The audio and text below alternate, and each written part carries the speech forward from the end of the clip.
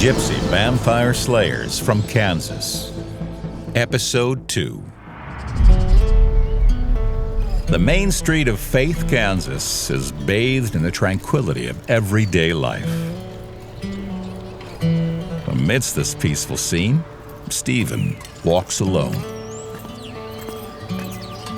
As he strides, the melodies of Styx's Renegade drift out from a passing Ford F-150.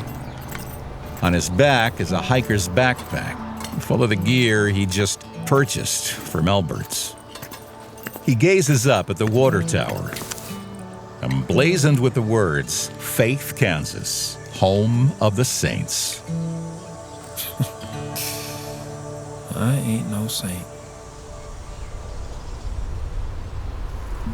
Stephen turns onto a residential street where the wind dances in the branches of an ancient oak. On the curb outside his foster parents' home, he sees a suitcase. A shape in the doorway, his foster mother, her figure a silhouette of regret. Stephen's eyes drift down to the suitcase, spotting a plate of saran-wrapped cookies on top. In one swift movement, he flings the cookies onto the porch. Like a frisbee, his foster mother bursts into tears, and his foster father leads her away, the front door closing with a resounding echo. Stephen peers into the suitcase. Clothes, comic books, and an envelope. It contains a Greyhound bus ticket, a $20 bill, and a $10 bill with a hastily written note. Happy birthday. P.S. Don't come back. Stephen smiles wryly. $30? Of course.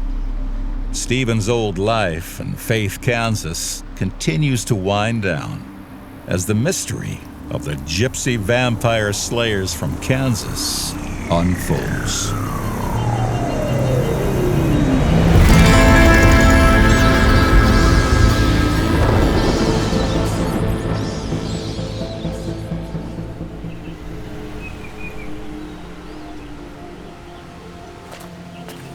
Stephen, suitcase in hand, hiking backpack on his back, makes his way to the town square, settling down in the now deserted gazebo.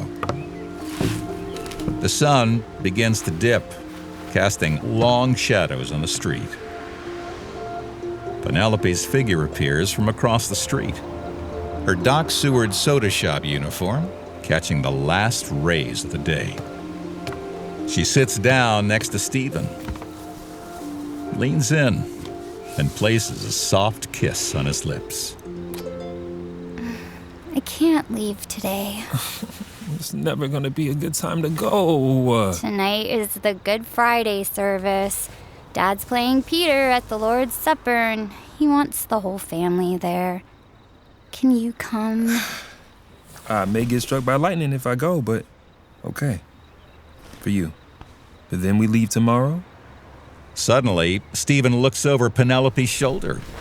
His face hardens. Penelope follows his gaze, and they both see Albert Mason storming towards them, shotgun in hand, and his trusty Cairn Terrier hot on his heels. From behind them, the sudden wail of sirens disrupts the evening peace. The town sheriff and Penelope's father, John Vance, pulls up in front of the gazebo. Hold it, Albert! From the passenger's side, Miss Snyder emerges, sobbing. All right, everyone calm down. Albert, what are you doing here? Who else did you call? Well, tell him, Barb. Miss Snyder merely sobs in response. Sheriff Vance turns his attention to Stephen. Yes or no? Did you steal money from the church? Without a word, Stephen flings the contents of his envelope to the ground. Here's $30, 10 more than I stole. Sheriff Vance picks up the money and hands it to the sobbing Miss Snyder.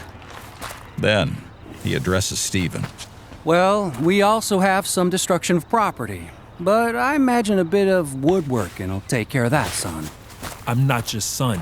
Look, I didn't mean anything by it. That's right, son. Stephen swings at Elbert, but Sheriff Vance swiftly moves Elbert out of the way Hey! and counters with a punch to the gut that leaves Stephen gasping for breath on the ground.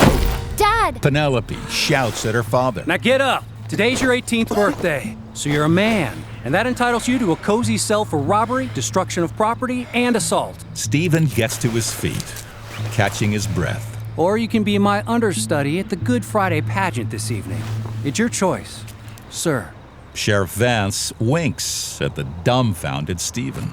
Ever fancied yourself as an actor? And so, the show must go on in this tale of the Gypsy Vampire Slayers from Kansas.